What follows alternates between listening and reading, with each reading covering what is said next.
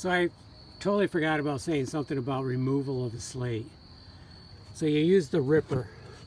You reach in there, slide it up in until you hook that nail right up underneath, and then you pound on it to pull it out. So in this case, that one's already hooked. Now I'm going to unhook it, and you can see how the end is. So you're reaching up in. Now I can feel the nails right there. You can hear it. And they're always right in line here. It's about right there and right there. So I can reach up in, hook it, and then pound it. But I don't want to remove this one. This one's going to be replaced with all these. So that one we're going to leave on. But here again, I'm going to reach up in. Sometimes you have to pound it up, and that's why it's got an end here you can pound on. Right there, it's hooked.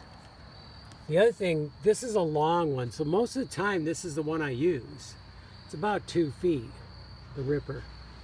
But sometimes in these valleys, you have to replace something. You don't have that much room. You see how much room that's taken?